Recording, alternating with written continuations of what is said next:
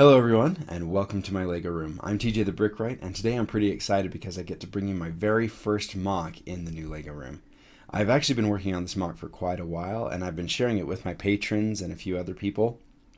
But the larger scope of the project I had in mind for this particular MOC is going to be a little bit more time intensive than I originally believed, and so I've decided to go ahead and release this MOC to you as well as on Rebrickable.com. You can go ahead and pick up the instructions over there.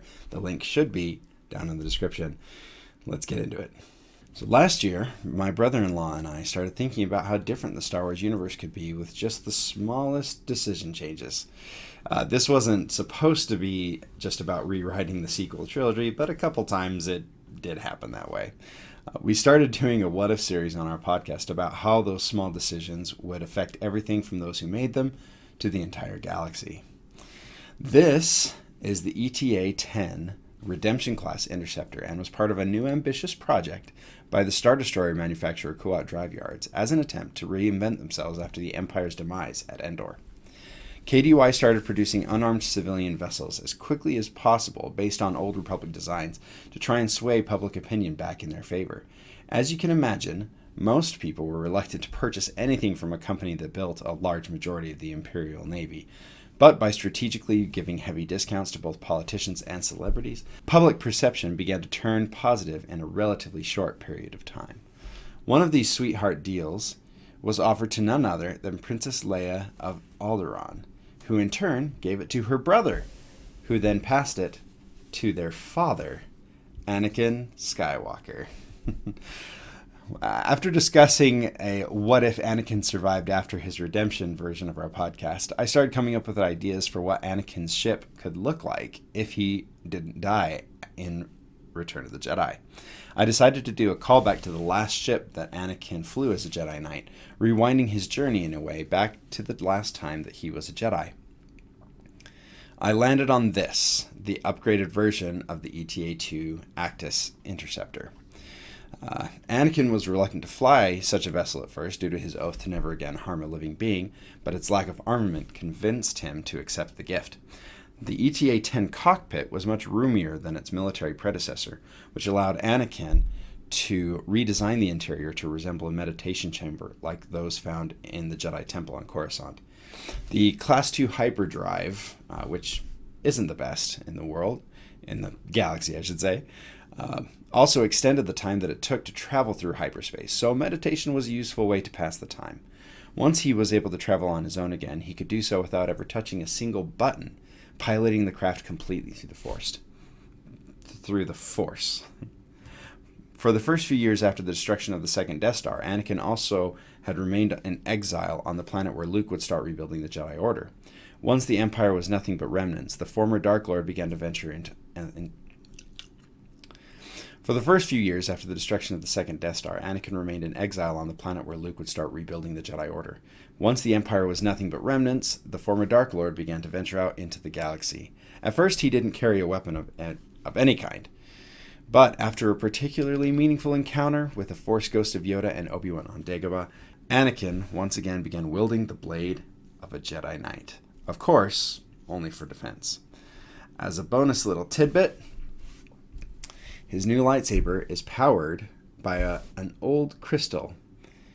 The crystal that once belonged to Qui-Gon Jinn, hidden away on Obi-Wan's hut on Tatooine.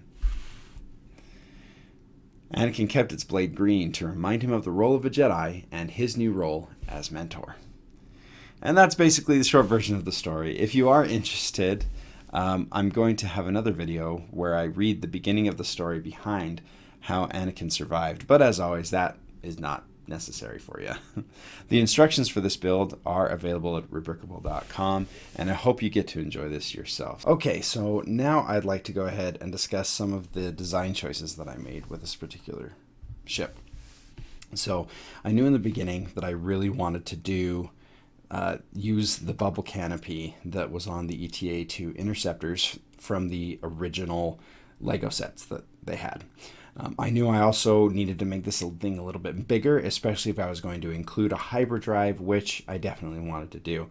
As cool as a hyperdrive ring would be, it is a little bit unwieldy, and I wanted to imagine Anakin as a little more self-sufficient and wouldn't need to attach to a separate hyperdrive that he had to keep track of out in space. He wanted to be able to have everything close together and easily accessible.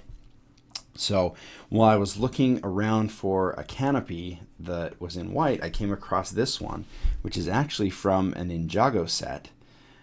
It does have some of the Ninjago writing on the side, which does break the illusion just a little bit, but I thought it looked really good with the overall ship, and it also helped inspire some design choices on the ship itself. Most specifically, behind the cockpit, after the windscreen comes back, there's this small black line section, and what I was able to do is adapt that and slowly transition from dark to light, kind of exemplifying Anakin's transformation from the dark into the light. So I know it's a little bit silly, but those kind of design choices make me happy. Now, one of the big controversial choices with this one is not to include an Astromech, and believe it or not, I actually did try to integrate an Astromech and even built an alternate version of the ship that had an Astromech in the back. Unfortunately, that didn't really work out. It didn't look nearly as good as this one. And again, I imagine Anakin would probably be a little bit more solitary than he was before. I know that may mess up a little bit of the lore in Star Wars, because one of the reasons R2 was with Anakin all those different times, especially like going to Mustafar, is because he was there to record and to remember as kind of an audience stand-in for being able to view what happened and tell the story. But that's not entirely perfect. But again, like I said, I extended the back end quite a bit, and the main reason for that was to make it visually look like there were bigger engines that would include the hyperdrive. The engines on the original Eta-2 Interceptor were super tiny, and so by beefing those up, making them a lot bigger, it gives you that visual cue. I'm sure I've mentioned it before, but one of my big pet peeves is when you design something that looks exactly the same, and to justify the change or the build of the ship, you just say, oh, it has upgraded stats, it's just faster. Like, well, how can I tell that from looking at it? Oh, no, you don't tell by looking at it, it's just faster. So whenever I make a design change, I try to incorporate that into the build itself. Originally, this did have weapons, and Anakin was going to remove them, but as I explored the story, I realized that having a civilian version that was manufactured by the same people that made the ETA-2 would actually make a little bit more sense as well. The coloring design choices, I tried to harken back. Anyway, I tried to do a callback to the High Republic a little bit in that way, which is Old Republic level. In my mind, and I already had some High Republic stuff that uses grays, golds, and dark tans with the white, and so that's why I decided to choose the very slight and very minimal coloring on the ship as far as that goes. Now, one of the big parts about this ship that I'm really proud of is the fact that we actually have, I didn't clip that on, we actually have integrated landing gear. Not only that, but I'm sure you saw before, we may as well just do this.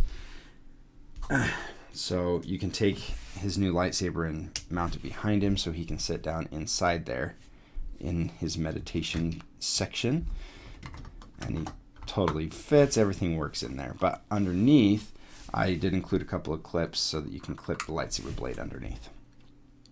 The landing gear has a couple of different ways that it can configure.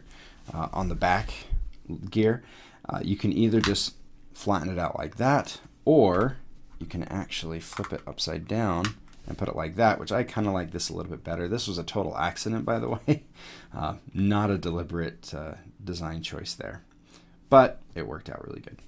And then on these landing gear, they actually just fold up into the wings just a little bit. It's not perfect, they don't go completely flat, but they do go flat enough so when you look down the front of it, they do not really stick out at all. So I was really proud of that.